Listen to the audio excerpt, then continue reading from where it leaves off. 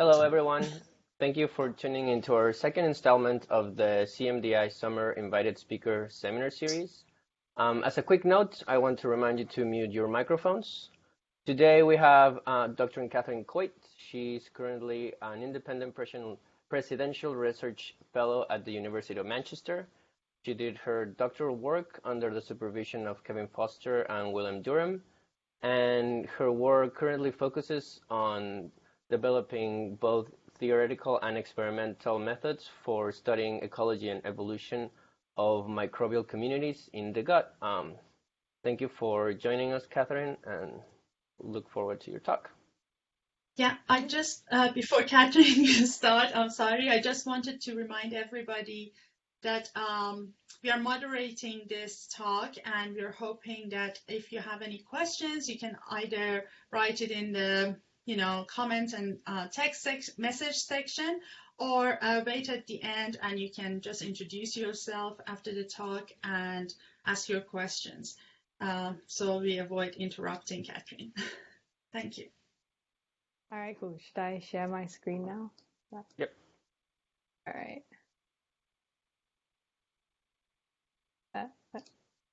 Okay, can everyone see? I guess. Yep. Yes. Yeah, I can see you guys Cool. smiling in the corner. Okay. Yeah, that's great. Yeah. Well, thank you guys for the invitation. This is the first one of these talks that I've done, so a bit surreal for me talking in my spare room. But hopefully it goes all right. Yeah. So I'm going to talk to you guys today about sort of two technically independent but really quite interlinked projects that I've been working on over the last couple of years, really, trying to answer this question of what drives the initial assembly of the human gut microbiome. So kind of how does our microbiome get there in the first place? And before I start, everything I'm going to present today is new, and it's new for me even to present it. So please do ask questions. Yeah, I guess at the end, or I can make a break partway through, because for me it's really useful to get you guys' feedback now, because helps us make a better paper before it's all wrapped up. So yeah, the human gut microbiome. At this point, I guess it needs no introduction. We all have vast communities of microbes, primarily within our guts. It's got sort of trillions of microbial cells representing hundreds of different species, at least some of whom are playing really important roles in our own health and well-being. And kind of our understanding of the prevalence and the importance of these communities has really skyrocketed in the last few decades. But I think what's somewhat less appreciated is that we're not born with these microbiomes. So we start off life sort of virtually, if not entirely, sterile. And that's a point of debate for another talk, but we have very minimal microbial communities when we're first born. But almost immediately, as we grow, we begin to assemble a gut microbiome. So gradually our microbiome it increases in diversity as more and more sort of different taxa colonize, until by the time we're about 2 or 3, our gut microbiome resembles sort of roughly that of a healthy adult. And that's assuming that nothing goes wrong along the way, basically. And one of the things that I think is really kind of striking about this developmental process is that it's remarkably predictable. So if we track infants over time, or we compare infants of different ages, we tend to see that specific taxa colonize the infant guts at different points in life. So we have some species which are sort of begin to colonize right from the start, and others that don't establish within the gut until much later in life. And, I kind of come from a background of ecology, and to me this really resembles sort of classic primary succession that we're used to sort of learning about in sort of high school biology. So how does a community initially assemble on, say, a brand new volcanic island? You have these pioneer species that come in, they alter the environment, and they sort of set this ordering to assembly. But yeah, this sort of developmental process, it's more than just some interesting ecology. It also seems to be important for infant health. So when we get disruptions to our microbiome assembly, those have been correlated, and kind of correlated, not causatively linked, but correlated with a whole range of adverse health outcomes. So ranging from increased incidence of asthma through to some really devastating inflammatory diseases. So we really want to understand, well, why is microbiome assembly so predictable? So what is it? Does it just reflect the order in which infants are exposed to different microbes? Is it set by the host? Or is it like assembly in macroscopic ecosystems where kind of interactions between species integrate to shape community dynamics? And this is this question that I've been really interested in trying to answer, as I said, over the past few years. And in particular, I'm going to tell you about these sort of two ways we've been coming at it that are, independent, but both rely on this idea that to truly understand community dynamics, it's really helpful to try and take off our microbiologist hats and try and think like an ecologist. And based on this idea that theoretical ecologists in particular have a whole bunch of sort of tools and concepts that can really help us understand what's going on. So that's the sort of the grand pitch, and I guess really kind of the pitch of how I like to think about my research more broadly. But it's sort of in practice, what I'm going to talk about today is, first I'm going to focus on a story that's really quite abstract, and it's about how can we develop sort of a new body of ecological theory to understand how the microbiome assembles in the first place. And in particular, to try and understand how the interactions between microbes sort of set the predictability of community assembly.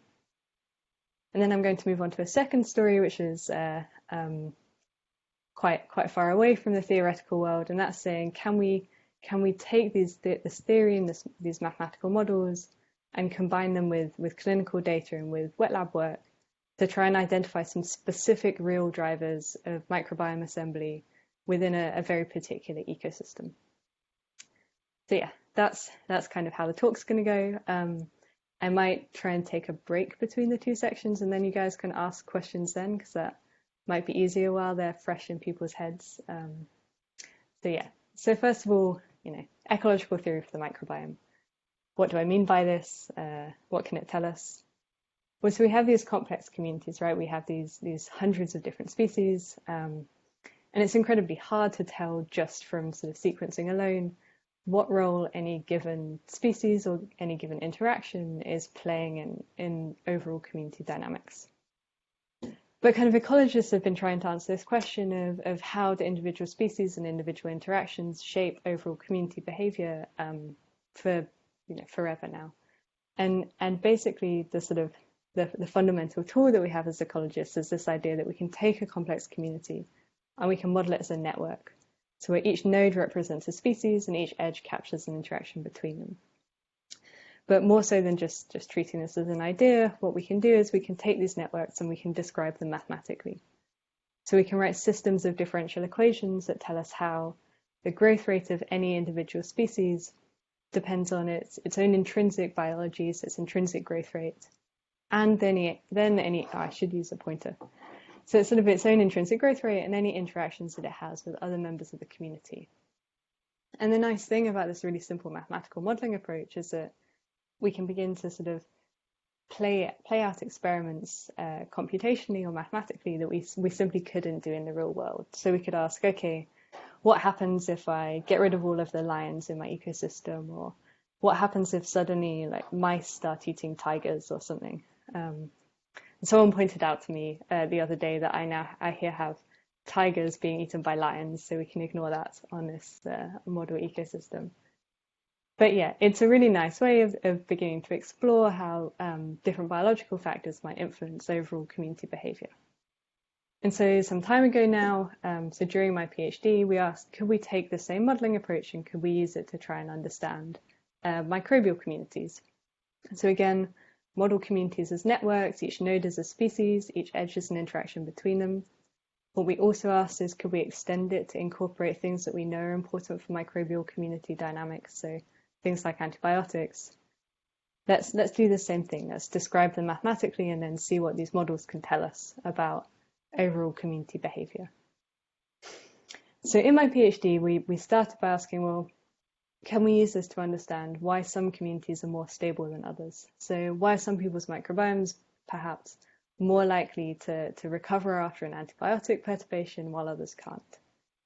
And in particular, what we could do is we could take these mathematical models that we have and basically simulate hundreds and hundreds of different microbial communities with varying parameters, so varying types of interactions, varying in the way that species are interacting with the host, and then look for trends in their behavior. So look for trends in sort of, okay, some communities can recover from a perturbation, others can't.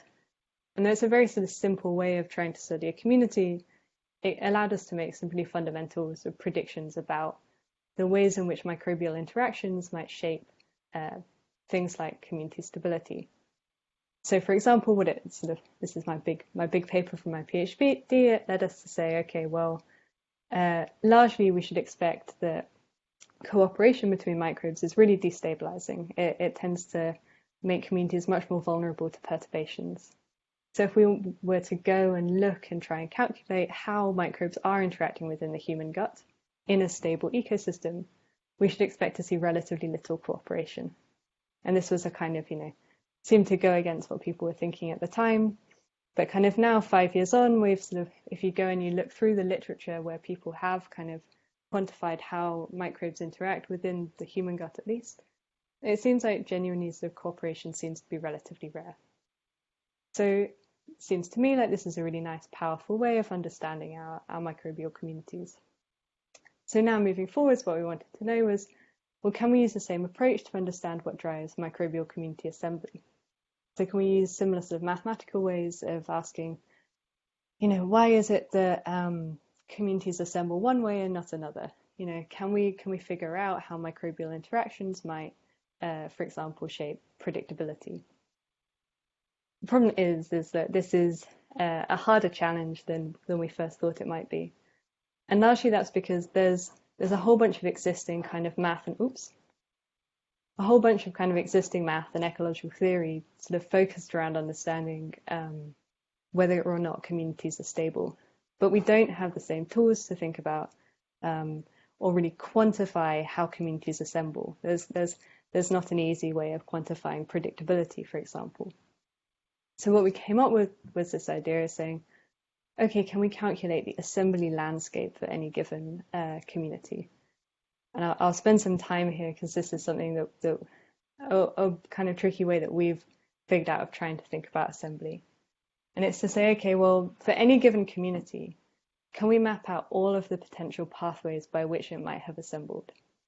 So and in doing so, we build this kind of network. So here I've got a network of networks, but now each node represents a sub-community of the final community that I'm interested in.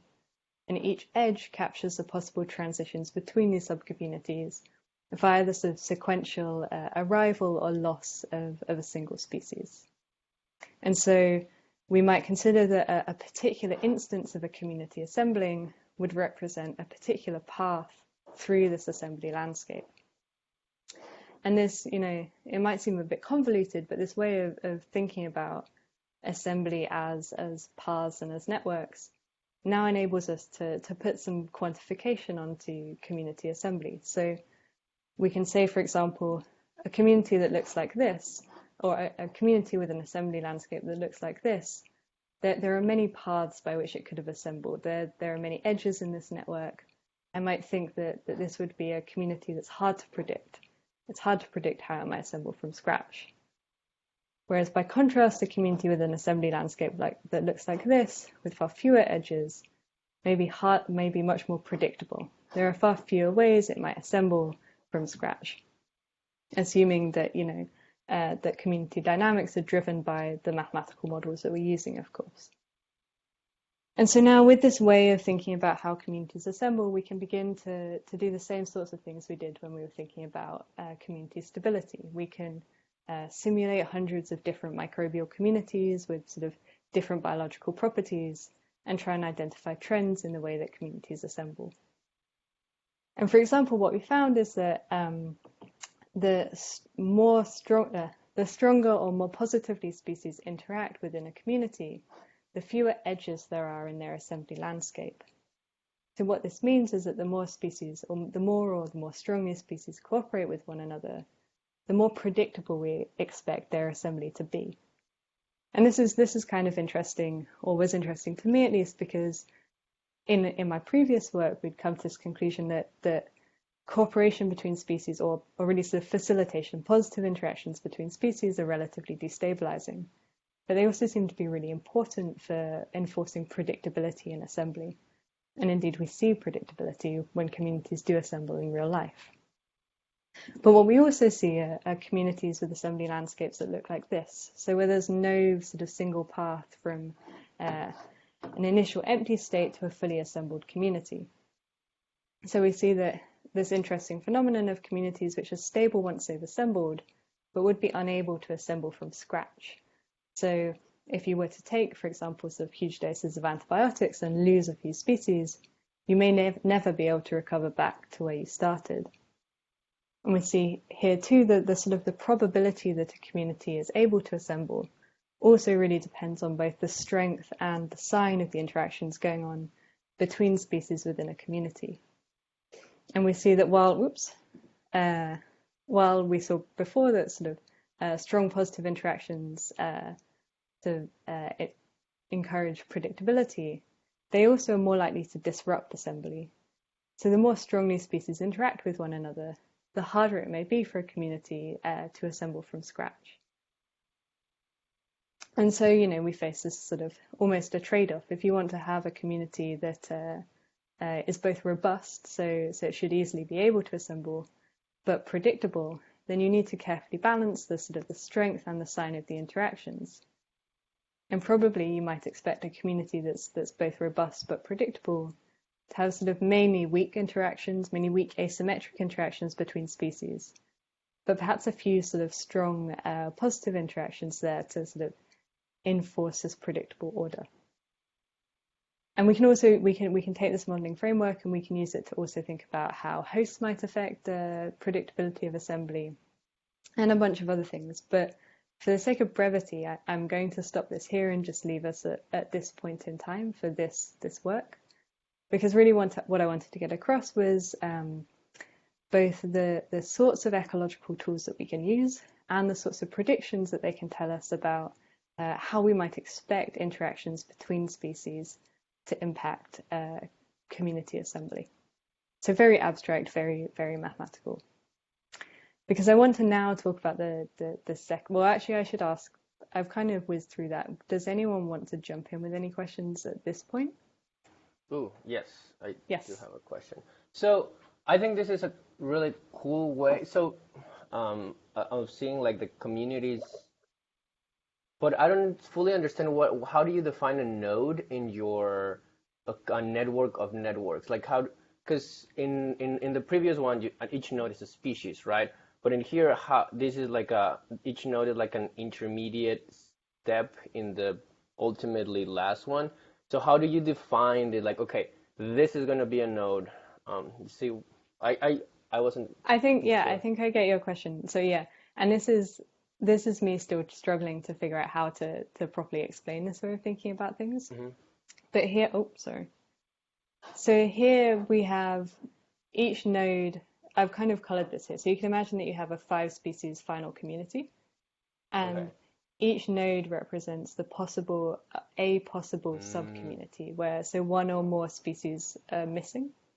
And the way that we calculate, the given assembly landscape for a given community is first, if you were to just try and simulate at random, right, and see how many different paths or routes that you got, that becomes very hard to do computationally because it scales massively.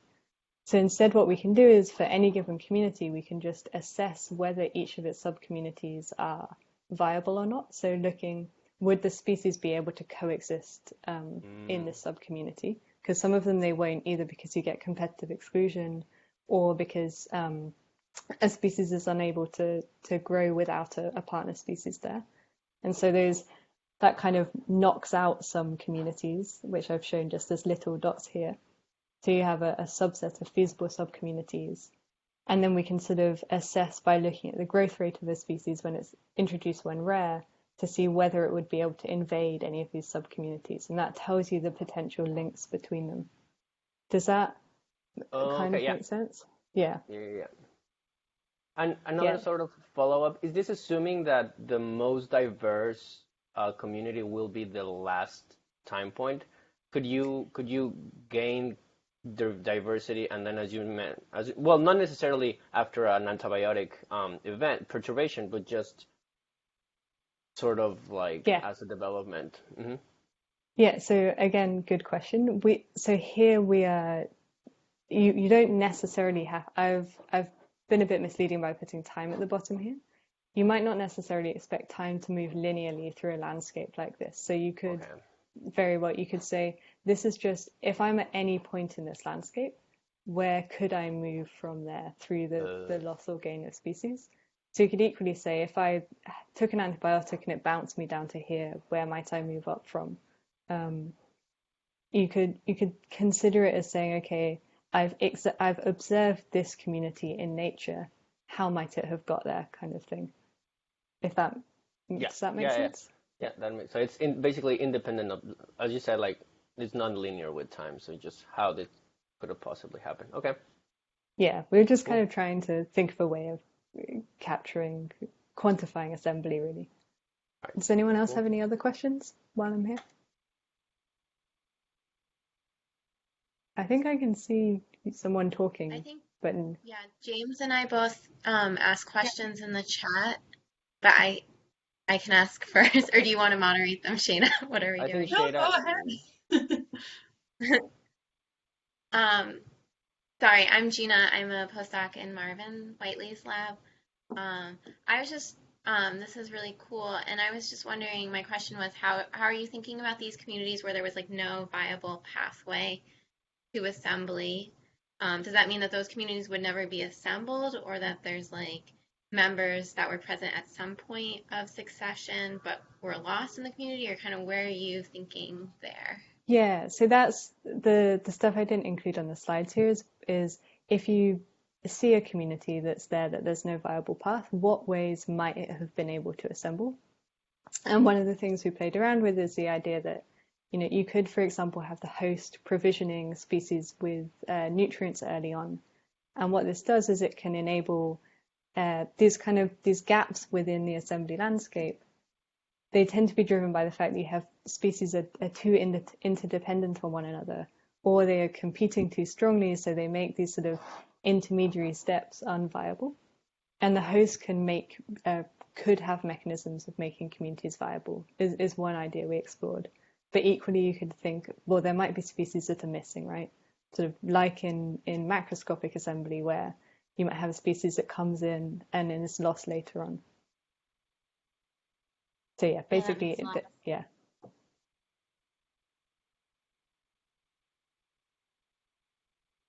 Shady, Yeah. yeah, can I ask a question? I saw you talking. Yeah, that's Um, right. but I was going to, Gina basically asked the same question I was going to ask, so I was going to ask a different question. It was a great question by Gina. The cooperation and conflict will be dependent on environmental factors. So, for example, facilitation could change depending on what carbon source you have available. So, have you got a good way of modeling changes that would switch an interaction from facilitation to conflict, and how that might impact the stability of these networks, right? Yeah, so this is something we also thought about in the original stability paper, which is, if you change the environment, what will that do to interactions? And I guess the simplest way that we captured it then and capture it here is this idea that communities can't grow forever, right? You can't have infinity microbes in your gut. And so we put a total cap on the population size. And what this often leads to is this idea that species might facilitate one another early on or in a low nutrient environment. But if later on, so when we model, for example, the host provisioning microbes with food, what this can lead to is the microbes growing up to that cap. But then once they hit the cap, they start competing for space. So it's a very crude way of modeling a switch and interaction type. But we see that it can kind of capture some of those ways that interactions change. But largely we find here, and we found then, that it doesn't tend to change the overall results that we see. Does that make sense? Yeah, that Hard makes not sense. seeing Yeah. someone's face. No, it's a sensible way to do it, I think. And yeah, I think it's interesting to me, like the changes in stability, and also you have a problem of survivorship bias in lots of these things as well, right? So you only see networks that are stable because stable networks are extent. You can't see an unstable thing because it falls apart. So Yeah, and that's a big question in how you do this sort of network modeling, right? Which is how do you build your communities to ensure that you properly explore parameter space and but you're not biasing yourself in one direction. And that was one of the reasons that we chose this approach of picking communities and then looking backwards for the ways that they could have assembled. Because what that enables you to do is capture these communities which are stable once they're there, but could not have assembled from scratch. Whereas an alternative way to do it might be to say, I'm going to pull species from a pool at random and keep on doing that until I hit, say, a 10 species community. But if you do that, even more so, you will bias yourself, as you said, you will only see communities that can assemble. Yeah, it's a really good question. we've got time for one more question from me. If anyone else wants to ask a question, I'll let someone else ask a question. But if there's no one else, James, I have to say that let's move on to the next part, and if there are time, we can come back and discuss. Is that okay? Yeah. All right, I will. So yeah, so what I just presented to you, as I said, it was very abstract, and I think it's this method of modeling. It's a nice way to enable us to sort of make broad predictions about how we expect microbes to interact within communities. But if you are someone, for me, I'm always left wondering, well, how accurate is any of this theory really, right? Because as we've just discussed in our questions, you are inevitably always making assumptions about your models. You may be inadvertently biasing yourself in certain directions, and you just always want to know if there's any way of testing your theory. And so already actually while we were developing this theoretical approach, we also began the second project, which was asking, well, can we actually identify specific drivers of assembly within a real microbial ecosystem, within a real sort of human gut microbiome? And the way that we went about this was to say, okay, well, let's find our own cohort and let's really intricately study how microbes are interacting within that community and how those interactions are shaping assembly. And in particular, and this is work that I did when I was in Boston, and so I was working with Seth Rakoff-Nahum, but also working with a really wonderful neonatal intensive care doctor who helped us collect a cohort of around 200 preterm infants for whom we were able to get near daily microbiome samples for their first 6 weeks of life. And so I should say these are preterm infants. So we're here studying microbiome assembly in a very specific clinical setting. So we have to be careful not to make sort of broad statements about microbiome assembly more broadly. But on the flip side, the nice thing about studying these infants is that they're in the NICU for their first 6 weeks of life. And what that means is that we can get really intricate information on all of the antibiotics that these kids have got, any drugs, any sort of perturbations. And of course, we simply can take these daily microbiome samples. And sort of alongside just collecting these samples, what we also did was develop a sort of just a slight tweak to sample processing that enabled us to quantify the absolute abundances of not just the bacteria, but also the fungi and the archaea in all of these samples. And the thing about absolute abundances is really important from a statistical perspective that I won't go into now, but really is key for if you are ever studying microbial communities. But the thing about fungi is perhaps more, and archaea is more obviously important. Overwhelmingly still, when we study microbial communities, we have this habit of focusing solely on bacteria, and we tend not to look at all of the other organisms that might be present within a host. And we figured if we want to understand what's really driving community assembly in this cohort, we need this wider picture of who is there, and to see whether they are impacting communities at all. And before anyone asks, the disappointing thing, right, is that we we can all see my antivirus there, I think, is that we couldn't here look at the viruses. And this is something that I would love to come back to in the future, but it simply wasn't really affordable here. But yeah, we built this sort of big cohort of infants. We have these daily samples. We have this way of really nicely quantifying how their community composition is changing over time. What did that tell us? The first thing it told us is that within these preterm infants, their bacterial communities develop in an incredibly predictable way. And kind of, I know I said this at the start, it is just a sort of dogma for microbial community assembly, but it's always nice when you see it in your own data set. And what do I mean by very predictable? Well, if we take, so this is all of our samples, so projected down into 2D space. This is a Tisney's plot. It's kind of like a PCA. Each dot represents a single sample taken from a single baby on a single day. And we've clustered them according to the similarity of the community composition. So the thing that sort of stands out here is that across all of these 200 babies and across those 6 weeks, their microbiomes tend to, their gut microbiomes, I should remind everyone, tend to cluster into just a few distinct states. But what's particularly interesting is if, oh, and I should say, these samples are colored by the dominant genus present. So they're dominated by either Staphylococcus, Escherichia, Enterococcus, or Klebsiella. But what's nice is if instead of coloring these dots by dominant taxa, we instead color them by infant age, we see that there's this kind of sort of mapping between the age of the infant and the state of their microbiome. Oh. So in particular, almost all of our infants start out life dominated by Staphylococcus, then transition into a state dominated by either Escherichia, Enterococcus, or Klebsiella. So we've got this sort of, we want to understand why microbiome community assembly is predictable. So we've got the first thing which we need, which is a predictable developmental process. The thing that's also interesting though is that while the bacterial communities in these infants developed incredibly predictably, the same is not true for the fungal communities.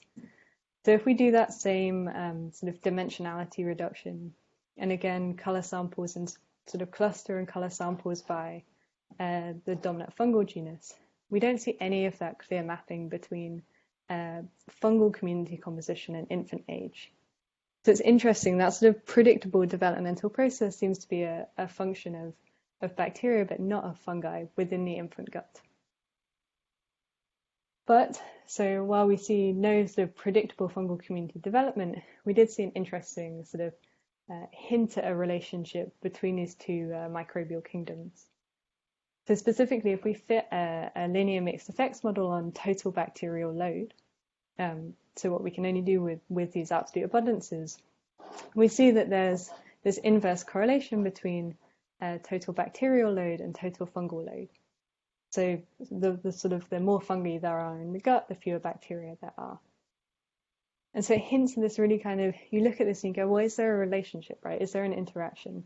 Are we seeing an interaction between bacteria and fungi within the infant gut? But of course, this thing that we always have to remember with microbiome work is that this is only correlational, right? So we don't know, maybe there is some external factor that means that babies with a lot of fungus happen to have not much bacteria, or vice versa. We really can't say anything causative about what's driving this relationship. But of course, that's what we want, right? We want to know, okay, what's causatively driving the dynamics within these microbial communities? And in order to answer that, we have to say, okay, well, I remember that actually I am a theoretical ecologist who really loves Lotka-Volterra models. And sort of, there's other ways that we can use them. So while sort of previously I presented you this modeling framework as a way that we could sort of abstractly make predictions about communities very much in a kind of a mathematical way, there's another way that we can use them, and that's that we can take, this big data set that we've gathered, this sort of nice mapping of community development, and we can use various machine learning algorithms to actually fit it to the Lotka-Volterra, to these sort of mathematical models that we used before. So now rather than saying, okay, what happens if I change this interaction? How will a community behave? Instead, we're saying, okay, can I take this data and actually figure out what this interaction is?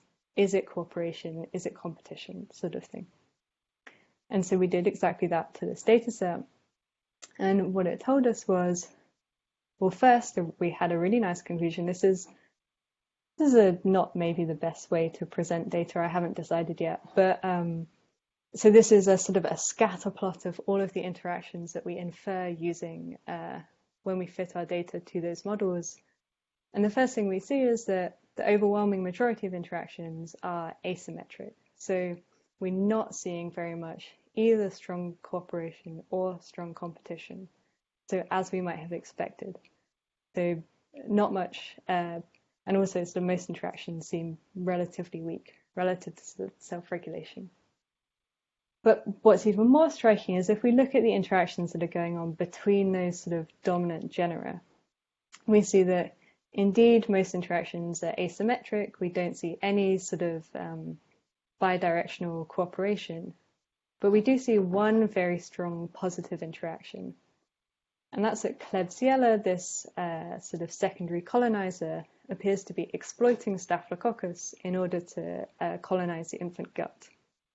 So if you think back to the sort of theoretical predictions that we made earlier, we had this idea that to have sort of robust but predictable community assembly, you want most interactions to be weak and non-cooperative, or non-positive basically. But you want to have a few strong positive links to kind of drive predictability. And it looks like we're seeing exactly that there. So it looks like this sort of predictable shift from communities being dominated by Staphylococcus through to Klebsiella really do seem to be driven by this exploitation of one genus by another. And so it's nice, right? It's nice, it fits into our theory, it seems really appealing. But again, you come to this question, right? The same question that plagues us when we're doing theoretical work, which is how do we know that we're right? Still, all we're doing is computationally analyzing some data. And we want to get a real firm idea as to whether these predictions are true. And so what we figured is, well, there's a simple way to test that. And let's say, let's isolate the microbes in question. So let's isolate Staphylococcus, let's isolate Klebsiella from the infant guts and grow them on their own and grow them together and see if we can actually reproduce any of these interactions that we predict are so very important. So this is exactly what we did. So if we focus on just this little motif of Staph and Klebsiella and then also Enterococcus, so we've got something to compare it with. What we can do is we can say, okay, well, first of all, let's culture Staphylococcus on its own, indicated by this sort of dashed line, or in the presence of Klebsiella. And what we see is that indeed, as we would predict, Staphylococcus seems to be strongly inhibited by Klebs. And I want to add, these are various different, so each of these dots represents a different isolate that's been isolated from a different infant. So we can see it's really, it's quite a conserved trait, this inhibition of Staphylococcus by Klebsiella. Oops. And sort of equivalently, we can also say, okay, well, we predict that Enterococcus should inhibit Klebsiella, and we also see that sort of less strongly, but we see again that predicted inhibition. And just to check that indeed it's a one-way sort of inhibition of one species by another and not bidirectional competition. If we grow Klebsiella with Enterococcus, we see, if we grow Enterococcus with Klebsiella, we see no such effect. So indeed, this seems to be this sort of one-way inhibition.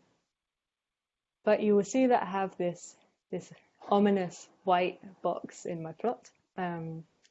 Because of course what we really care about, right, is does Staphylococcus facilitate the growth of Klebsiella? That's the key interaction, right? And we grew them in vitro and there was no effect. And I was really gutted when I saw this because I thought, oh man, our fits were so good to the model. It really seemed like this interaction was key to driving predictability, but when you try and reproduce it, you cannot. And we tried in different contexts in vitro and it just didn't seem to be a thing that we observed.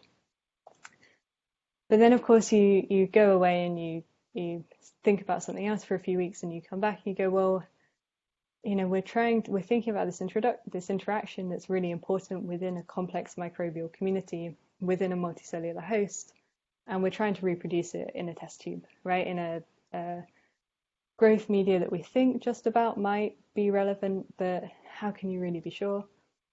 So we figured, what happens if we look in mice, right? And so we took these are not germ-free mice, these are SPF mice, and we either gavage them with PBS or with Staphylococcus. And then once the staph had established, we gave them a second gavage of Klebsiella, or nothing at all. So we've got the two kind of monocultures here, and then we've got the co-culture. And what we saw there was that sort of elusive facilitation of Klebsiella by Staphylococcus that we'd been after suddenly appears. So Klebs does far better in mice that have been colonized with Staphylococcus than those which haven't been.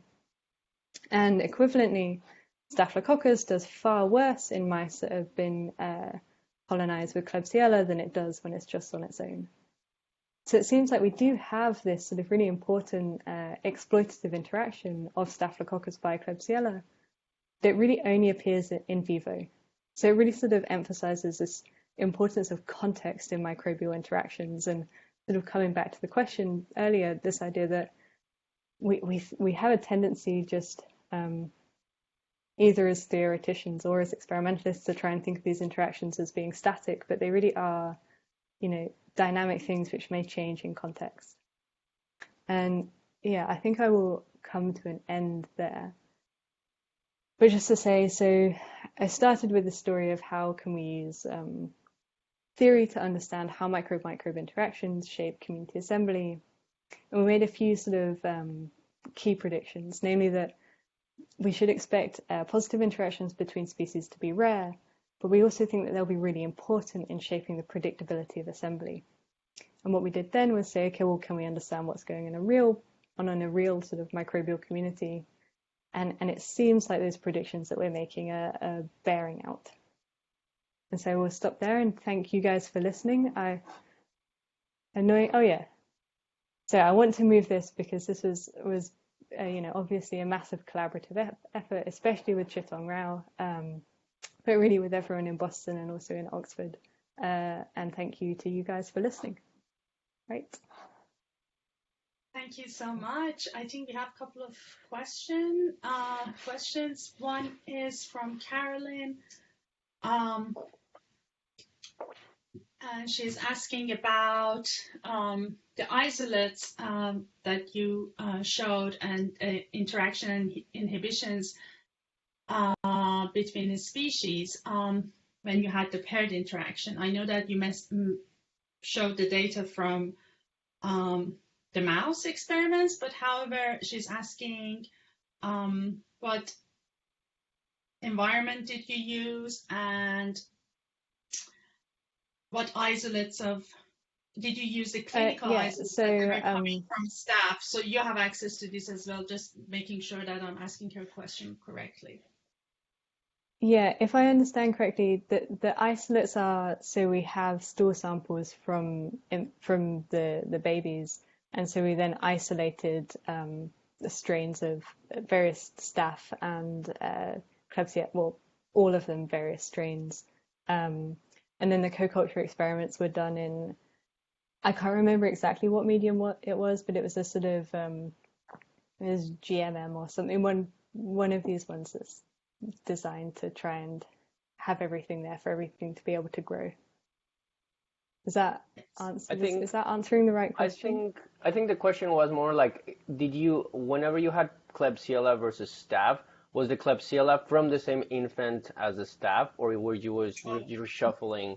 Were there paired isolates, right? Was that Klebsiella already interacting with that staph, or were they from different samples? Yeah, good question. So if I remember correctly, mostly they're paired isolates, but we also have some where we're mixing them. But the mouse experiments, I think, is a paired isolate. Yeah, I think. I'd have to go back and check, sorry. Okay.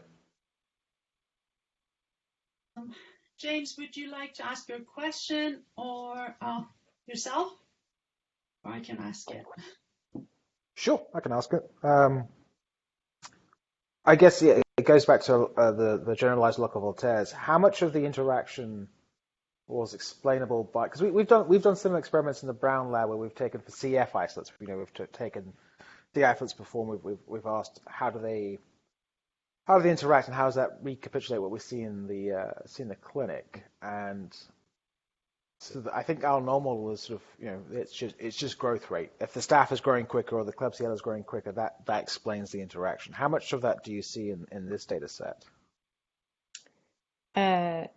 So you mean what you did was you co-cultured them to see how they were interacting, and you then compared what you saw in like a longitudinal time course of Yeah. CF? So stop me if you know about the CF thing, but there's a microbiome of staph, Pseudomonas, etc., and that's a chronic infection that you see over many years. It's basically an infection. Chronic infection, so it behaves in some way similar to a microbiome where there's interactions happening between species, and we've modeled a lot of these interactions, but it's the sort of the null hypothesis. Well, actually, there isn't interaction. Well, in your case, it may not be the Klebsiella isn't interacting with it; it just grows quicker. Yeah. So I think this might. Am I right in thinking this might end up? So this is what you might see if you were looking at relative abundances over time, because if something is growing faster, it's going to make up more of the community and it will look like it's inhibiting something else. But in reality, the other thing.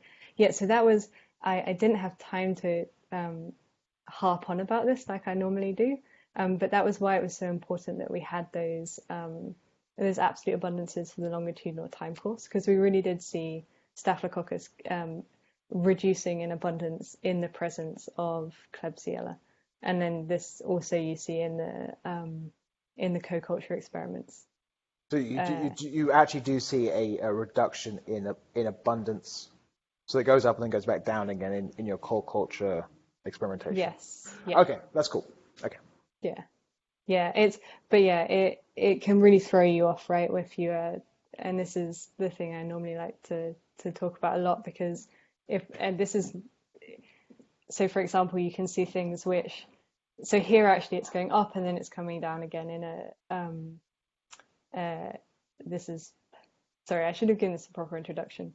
So this is demonstrating the importance of having those absolute abundances, because we have cases where it looks like staph's dropping and it's going up, and other cases where it looks like it's going down and it's going up again and stuff. Just a technical question about this. We're using 16S, or we're using like plating out and actually counting colonies? So for the baby experiment, so where we have the communities, it's 16S with a spike in of a known amount of bacterial, fungal, and archaeal cells. And then it's all validated against CFUs to check that works as a metric. Yeah. Okay. But I mean, so yeah, you've got the potential issue. Again, we did the same thing. I think we did E. coli as our spike. I can't remember now. But obviously 16S DNA can come from dead bacteria. They have had to have grown, but they're not necessarily alive at the point when you're measuring it. So this is really cool stuff, by the way. More interest because it's something quite similar in a different system. So it's sort of it's cool. So did you spike in? Sorry, now I'm asking a question. Did you spike in E. coli cells into your samples? I'd have to ask John exactly what would I think we roughly extracted some E. coli DNA and spiked it in. I think. Okay. I'd have to check with what he and Ichi did in the end. Yeah. But no, it sounds interesting. I'd like to hear more about what you guys are doing. Okay. Great talk. Okay. All right. Any other questions? Thank you so much. I'm just looking at the messages, but if anybody from the audience and people that are attending wants to ask a question, just can raise your hand or just jump in if you have any comments or questions for Kat. I guess I don't know how to raise my hand on this thing, but I'm Brittany from the Whiteley Lab, And I remember hearing that there could be differences in the microbiome based on C-section or natural birth. Did you have any data on any differences between those in your preterm infant? So that's a really interesting question. I always get asked it. It's so yes, normally in term infants there's a really clear difference, right? But interestingly, we didn't see much of a difference in our infants. So if you just trying to, map them onto coordinate space and color samples by C-section or not, they really don't distinguish. I think it's because these babies, they're preterm and they often get antibiotics when they're first born. And I wonder whether or not it kind of wipes out any. They're in little incubators, right? They're very delicate little babies. So I wonder if it kind of wipes out that difference that you might otherwise see that comes from the birth canal versus kind of C-section skin microbiome dichotomy that people normally think about. Okay. I guess I have another question too. Curious though, about the archaea. I know you didn't present on it, but did you find a lot of it? So no, not really. We saw virtually no archaea in our infants. Like we saw enough to think that our method works, and we sort of benchmarked it against soil samples and things to check that it wasn't just not capturing things, but we saw very minimal archaeal communities. Although we did, if you look at archaeal abundance over time, it does look like it's sort of increasing, but it's hard to put much confidence in that because the communities really were so minimal. Thank you. Well, thank you so much again, Kat, for joining us. I hope that in upcoming weeks, if you have time, you come and join us, and with other meetings that we got and with other speakers. At the same time, we hope that someday we can have you around in Georgia Tech, so we can have a face-to-face interaction. But if there are no other questions, I just want to once more thank you, Kat, for joining us, and thanks for your great talk. Really enjoyed it. Thank you all for the Thank you. invitation. Yeah, and if anyone wants to get in touch with further questions, always feel free. So yeah, thanks very much. Thank Thank you. you. Have a great Right. day. Bye. You too.